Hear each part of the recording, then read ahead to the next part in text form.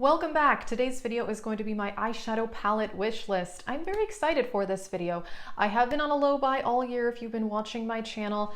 On my low buy, I am allowed to buy 8 palettes for the entire year. I know some people may think that's a lot, others may think that it's not. My low buy rules are set for what works for me, and last year I bought a lot of palettes. So I still wanted to try new palettes this year, but I didn't want to get as many as I got last year, so 8 for the year for me seems pretty reasonable. So far, I have purchased 1, so that means that I could technically buy 7 more palettes sometime this year.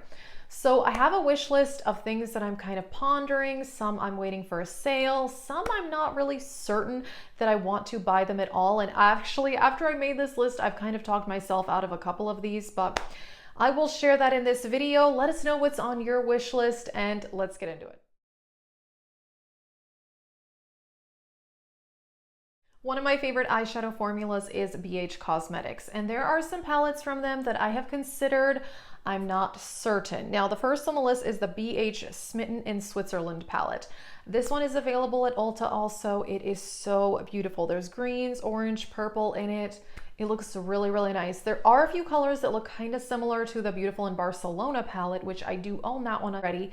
Therefore, I'm not 100% certain on this. Also, right now, this palette is on sale, which makes me concerned they're going to discontinue it. I mentioned before, BH tends to discontinue their palettes so quickly. It drives me crazy, honestly. Another one that I was interested in is the Love in London, but I just checked their website and Ulta, and it's not available on either of those anymore, and it was on there previously. So I don't know if they're discontinuing the whole travel series in general. I hope not, because that is one of their best formulas. So this one I'm considering. We'll see. I'm still waiting because I don't want to buy all the palettes at once. Also, I'm waiting to see that there may be new palettes released throughout the year, and usually the best makeup releases tend to be in the summer and the fall. That's where the palettes that usually I'm interested in come out. So again, I'm trying to hold out for some of those. I want to get one palette from BH, but I'm not certain. Now, they just released a few new palettes, which are their 80s and 90s dance remix palettes, and these look beautiful. However, they're quite colorful, and this year I have been wearing a lot less colorful eyeshadow than I have in the past, so I'm not 100% on these. I just don't know that I would get as much use because I'm just not wearing as much colorful eyeshadow as I used to, and even if I do, I still have plenty of colorful eyeshadow palettes. So personally, I think I would get more use out of a palette that is all neutral or like half colorful, half neutral. And these are pretty colorful. Also, this is a different packaging. You know, these circle pans, I don't know if they're going to be as good as the ones in the square pans, like their travel series and the avocado toast palette, which, oh my gosh, the avocado toast is such a good palette. I love that formula. I'm going to wait on reviews on these. And yeah, I mean, the more I think about it, I'm probably going to take these off the wish list. We'll see. I want to see some YouTube videos about them before I make any decisions, but after I put these on this list, I'm not totally sure. Next up is another palette that I'm still not sure about, and that is the e.l.f. Opposites Attract palette. Now, I love the Retro Paradise palette by e.l.f. It's amazing, but I've tried a lot of their palettes in the past that kind of disappointed me formula-wise. The Opposites Attract, I have heard good things. Again, I'm not completely sold on it, so we'll wait and see. As far as e.l.f. goes, maybe I'll see if they release another palette in the summer and the fall, because that was kind of when they released the Retro Paradise one, and it's so beautiful. I love the color story and the formula on that one. I don't know if I'll get the Opposites Attract or if I'll wait to see what they release, but yeah, this one is only $14, but yeah, price is not exactly something I'm considering on my low buy. It's really more about the amount of products that I bring in, whether they cost $20 or $100, you know, it doesn't really matter. But yeah, I'm kind of on the fence about this one. Next up is a newer palette on the market, and that is the Ofra and Samantha March palette, The Life's a Draft.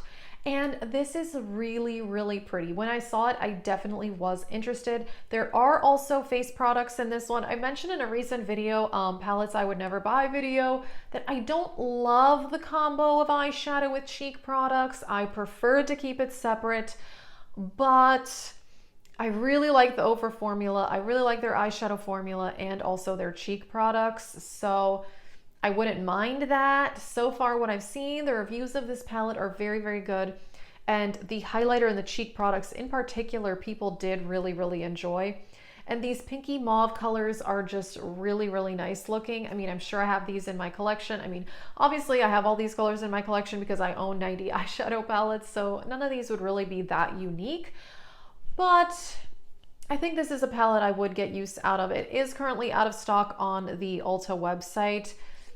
I don't know, we'll see. Again, I'm not 100% sold on this one, but this one is definitely higher up on the wish list than either the BH palette or the e.l.f. one. Alrighty, I have two Urban Decay palettes on my wish list. The first one is the Wild West palette. I know that a lot of people thought the color story was really boring when they came out, but the reviews on it have been spectacular. Most people seem to really like it. I like that it's a combination of a few colors, some warm tones, and then some more cool toned colors.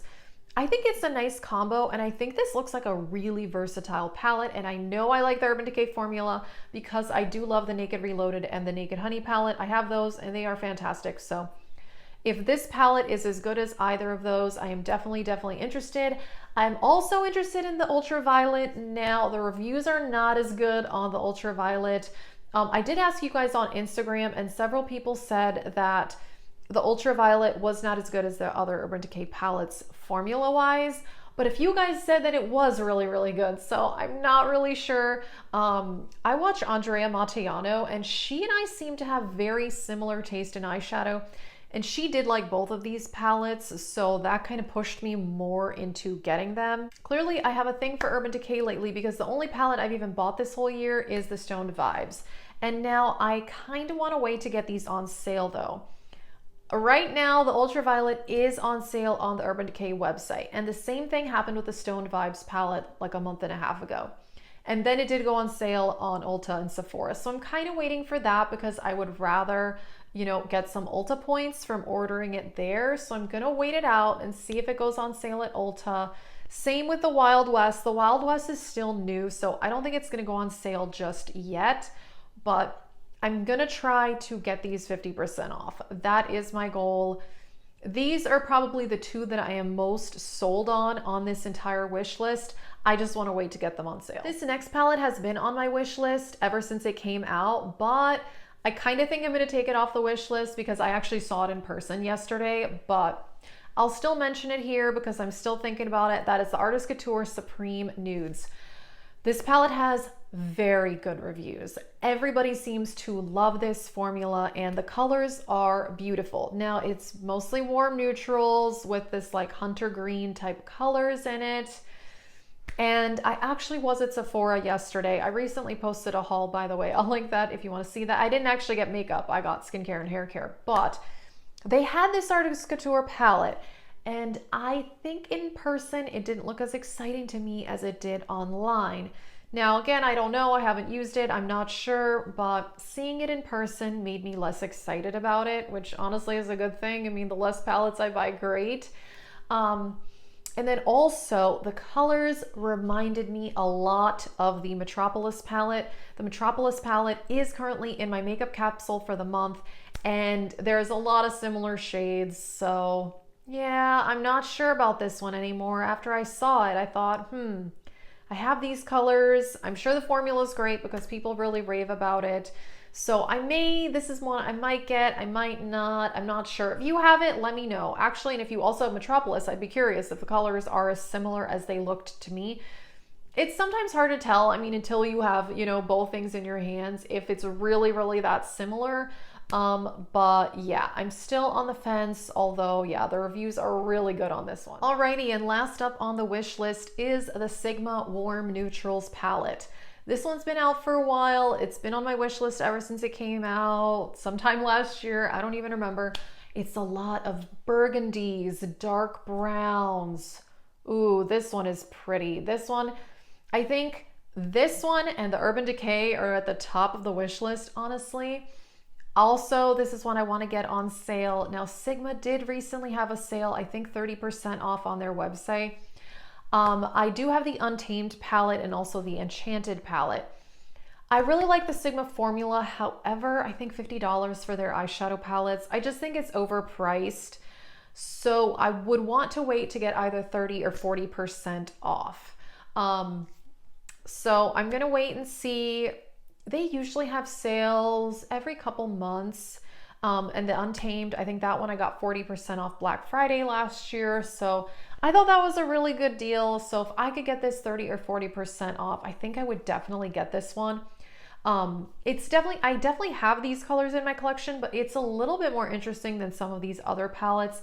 And I don't have a lot of these like darker mauves. Yeah, it just looks really beautiful, and I know I love the formula. Alrighty, that is it for this wish list. I will say that another palette that I'm kind of like waiting for, this sounds kind of silly, but I want to see when Natasha Denona releases. Honestly, her releases from summer and fall tend to be the best, and they tend to be the ones that I'm most interested in. I do have the Glam and the Bronze palettes, and I love those, and I love the Metropolis, so I'm really curious to see what she releases, you know, throughout the year. The Circo Loco palette, like I said, I mean, people love that palette. I'm just not as interested in that color story, so I would love to see what Natasha Denona releases, and I hope she releases another one of those $65 palettes because I really, really like those, and I think the formula on most of them is fantastic, and you don't have to pay the $129. So I'm kind of hoping she's going to release a $65 palette that I like the color story on. We'll see, fingers crossed. So that's why I don't want to buy too many palettes now. Like I said, the good releases, they're always in the summer and the fall. That's where all the fun stuff comes out that I'm really, really into. So yeah, let me know if you have any of the palettes on my wish list. Please give me your take on them. I really, really want to know, particularly the Ultraviolet, because that one has such mixed reviews. I'm not 100% certain on that one. But yeah, that is it for this video. Let us know what is on your wish list. Thank you so much for watching, and have a great day.